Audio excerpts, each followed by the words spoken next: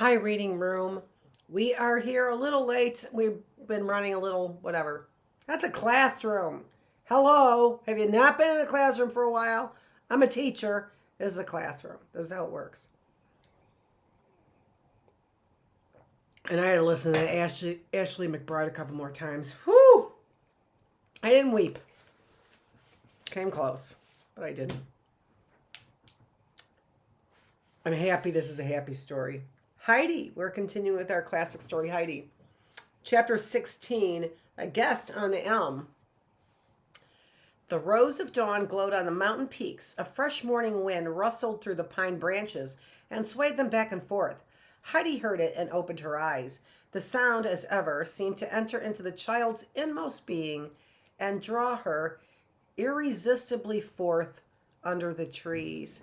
She sprang quickly from her bed and scarcely had time to get dressed for breakfast. But that had to be done, for the little girl knew well now that one's appearance ought always to be neat and orderly. Presently she came down the little ladder. Her grandfather's bed was already empty. Out she ran. Her grandfather stood looking at the heavens as he did every morning to see what the weather was to be. Rosy clouds moved across the sky, and the blue increased constantly. The heights and the pasture land were flooded with golden light, for at the moment the sun was climbing over the lofty peaks. "Oh, how beautiful," cried Heidi. "Good morning, grandfather." "Good morning to your bright eyes," said the old man, and gave her his hand. Then Heidi ran under the pines and danced to the sound of the wind in them, now leaping higher as the sound grew louder, now skipping gently as it fell to the murmur, and growing happier and more radiant as she went on. Meanwhile, her grandfather had gone to the stalls to milk the goats and to wash and comb them. Presently he led them to the grass plot before the hut, ready for their morning trip to the pasture. Seeing her little friends, Heidi ran toward them, caressing them and speaking gently to them with an arm round each. They in return bleated confidingly and pressed each one its head closer and closer to Heidi's shoulder so that she was squeezed tightly between them. She had no fear of being hurt, however, for when the lively Barley pressed too roughly with her head, the child had but to say, "Barley must not strike like that, big Turk." And in a moment the goat drew back her head and straightened herself quite decorously. And Schwanli, too, raised her head with a graceful movement as if to say, "No one shall reproach me with behaving like the rough Turk," for the snow-white Schwanli was a trifle more genteel than Barley, who was brown. Peter's shrill whistle was now heard, and the nimble thistlebird, as usual, appeared in advance of the flock. With the noisy greetings, the goats all pressed round the little girl, each pushing her this way and that. She also pushed a little, for she wished to reach to where the timid snowballs stood apart. That little animal was always overmastered by the others in her efforts to reach Heidi. Meanwhile, Peter was waiting his turn and gave a terrible whistle to startle his flock and make them give way for him. "Today you can come with us again," was his somewhat brusque salutation. "No, I cannot, Peter. At any moment they may come from Frankfurt, and I must be here at home." "That you have said again and again for a long time," grumbled the lad. "And I shall keep on saying it again and again until they come. Do you really mean it, that you think I ought to be away when they come from Frankfurt to see me? Do you mean to say that, Peter?" "They can stay with the uncle," said the lad snappishly. "Why does not the army march?" said the powerful voice of the old man from the hut. "Is it the fault of the marshal or his troops?" There was a sound in the voice that Peter and his goats, it would seem, knew well, for off they all scrambled together up the mountain. Heidi now ran into the cottage. Since her visit to Frankfurt, many things fell under the child's observation in the hut that did not before strike her as out of the way. She could no longer see anything lying about or hanging where it did not belong. She gathered together everything that made the room look disorderly and put it into the press, and smoothed and patted her own bed in the loft for a long time every morning to get it into proper shape. The stools and benches must be placed in order, and she wiped and polished the table so long with her cloth that it was quite white. Her grandfather often came in while she was at work and looked on with a pleased air, saying, "My little maiden did not go away and learn nothing." Or, "'Tis always Sunday with us here since Heidi came back." So today, when Peter and his army had gone off and she and her grandfather had breakfast, she went straight to her housework. But she was not very ready to therewith. It was so beautiful outside today. Every moment something happened that called her attention from her work. See? And some people would say, "Oh, she's ADHD." No, she's not. Is Heidi ADHD? Right? I have to get a for my nose. I don't want to use one with chalk on it. Hold on.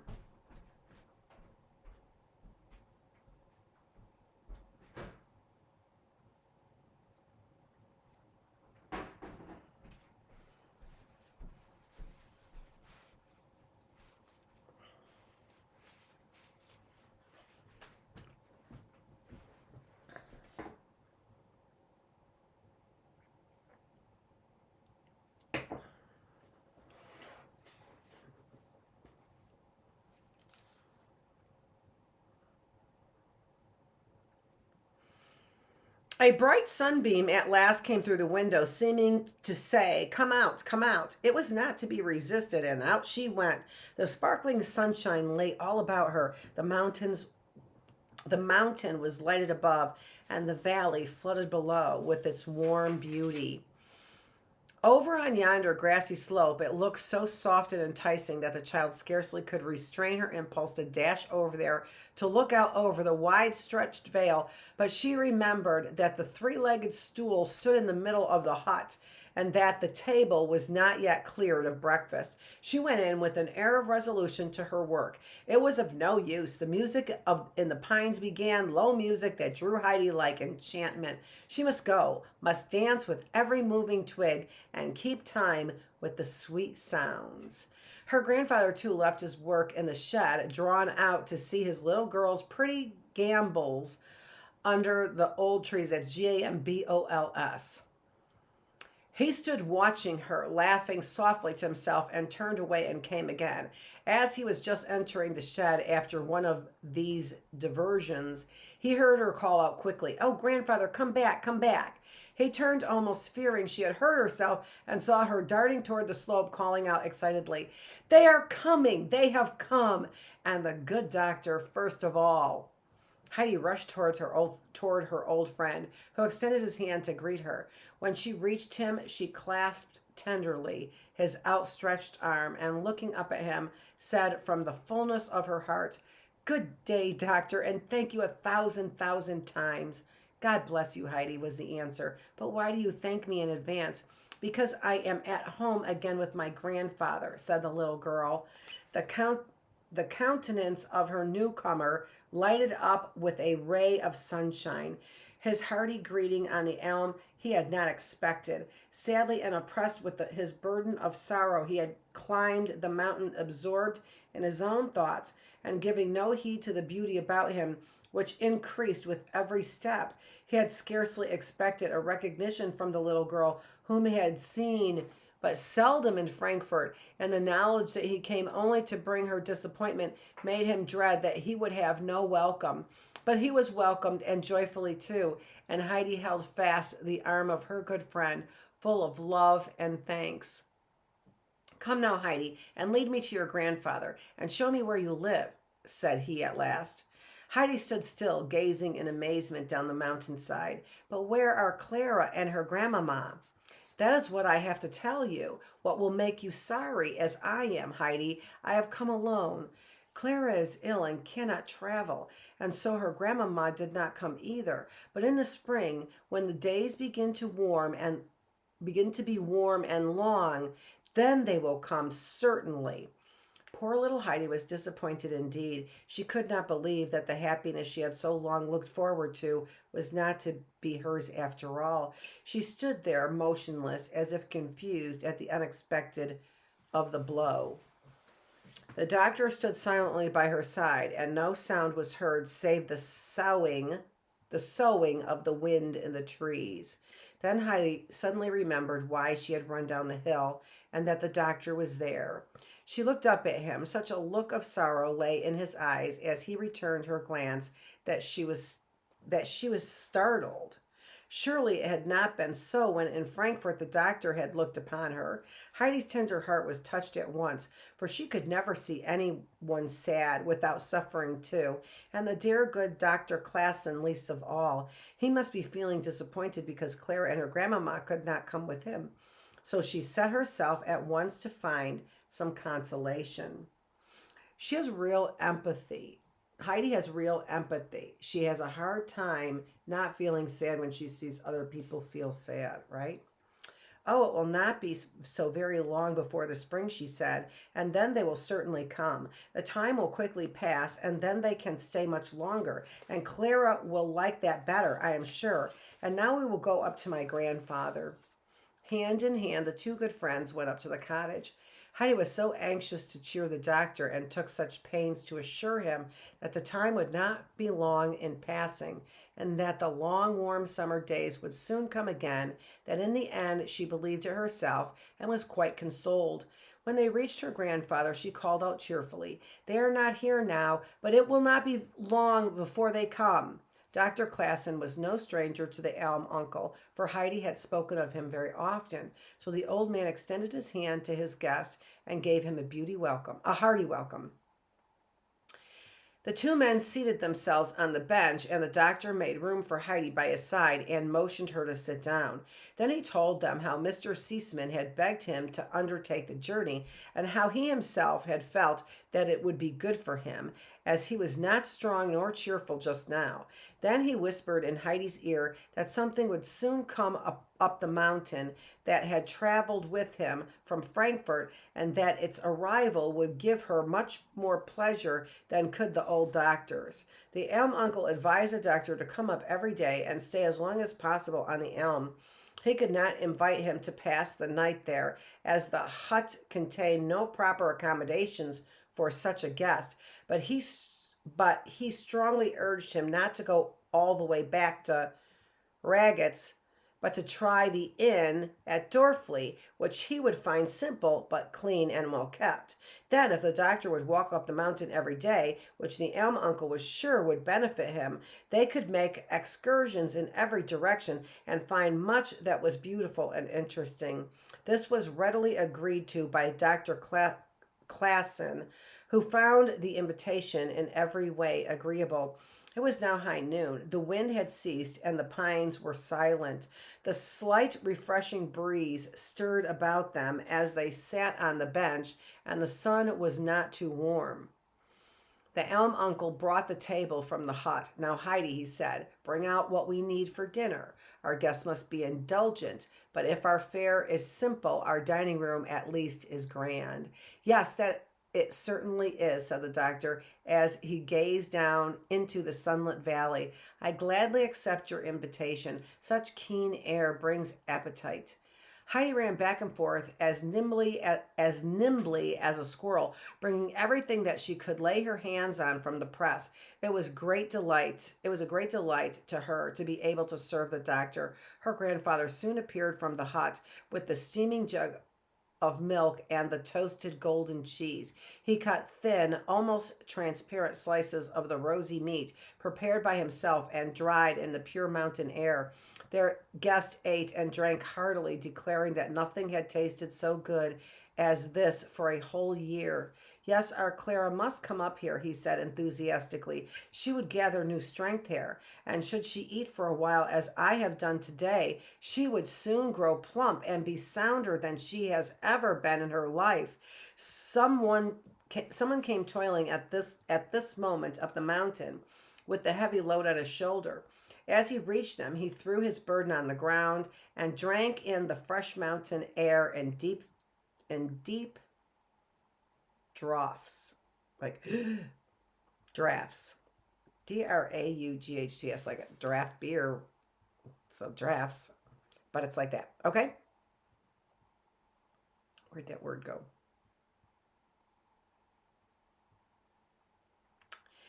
This is the package that was my companion from Frankfurt, said the doctor, drawing Heidi toward the big bale from which he quickly loosened the outside wrapper. Now, child, go to work and discover the hidden treasures for yourself. Heidi obeyed, and when everything was spread about, stood staring at her gifts with wondering eyes. At last, the doctor came to her side and, removing the cover from the box, showed the cakes for the blind grandmother to eat with her coffee. Now Heidi's joy found words. Cakes, cakes for the grandmother, she shouted and danced with joy. All her other things were quickly piled together to put away. She would take the box at once down the elm. Her grandfather persuaded her, however, to wait until toward evening, when they would both go down to accompany their guest to Dorfli. So the child pursued her investigations and soon found the bag of tobacco for her grandfather, which she quickly brought him, and the two men sat smoking their pipes, which they filled at once. After further examination of her treasures, Heidi came and stood before her two old friends, and they sat puffing huge clouds of smoke into the cool air. And when there was a pause in their conversation, she said decidedly, "No, there is nothing that has given me more pleasure than the good old doctor." The two laughed a little at this announcement, which the doctor said he had not at all expected. At the sunset, the guest started to go down to secure his night's lodging in Dorfli. Taking Heidi by the hand, he went on, while the elm uncle followed with the box of cakes, the shawl, and the big sausage. At the Goat Peter's cottage, Heidi disappeared, and the two others went on to Dorfli. As Heidi entered the cottage, she turned to ask, "Tomorrow will you go with the goats to the unplanned upland pasture?" For that was the most beautiful place to her in the world. "Indeed, I will, Heidi, if you will go too," he said, and bade her good evening. In 3 trips, Heidi carried her gifts into the cottage. Her grandfather had left them on the doorstep when he went on. The box of cakes was almost too heavy for the little hands, while the big woolen shawl and the huge sausage took each a separate effort. She carried them in quite to the grandmother's side. It is quite to the grandmother's side, so that she could feel them at once, and the shawl she placed on her knees. "From Frankfurt they all come, sent by Clara and her grandmama," she explained to the wondering woman, for Bridget was there, but so taken by surprise that she never thought of stirring to help the child, but let her carry all the heavy things unaided. "But," say grandmother, "do not the cakes make you ever so glad? See how soft they are," cried Heidi over and over again. And the old woman each time replied, "What good people, Heidi, how kind they are." And she felt constantly the soft shawl saying, "This is just splendid for the cold winter. I never could have believed that such a thing could come for me in this world." Heidi did not quite understand why the shawl gave her more pleasure to the old friend than the cakes. Before the sausage stood Bridget. That lay on the kitchen table, and Peter's mother regarded it with something approaching to awe. Such a giant sausage she had never seen in her life, and it really belonged to them, and they were to eat it. It seemed simply incredible to her, and she stood shaking her head and saying timidly, "We shall have to ask the uncle first what it means." But Heidi stoutly asserted that it was meant for them to eat and for nothing else. Peter now came stumbling in. "The elm uncle is behind me, Heidi is to..." He could say no more. His eyes fell on the sausage, and he stood spellbound. But Heidi knew the end of the sentence and gave her hand in parting to the grandmother at once. Generally now the elm uncle came into the cottage when passing to say a cheering word to the inmates, and the blind woman always rejoiced when she heard his step. But today it was late, and Heidi had risen as usual with the sun. So her grandfather said the child must go to her sleep, and that was enough. He called through the open door a good night, took the forthcoming Heidi by the hand, and together they climbed the mountain under the sparkling, starry heavens. So there's grandmother. And then the picture on the page before. Big giant sausage like they'd never seen before. This is Dr. Annette Feravich. You're here in the reading room. Tomorrow, we're going to come back with 3 days on, 4 days off in the classroom. We're going to be back here with Chapter 17, A Recompense.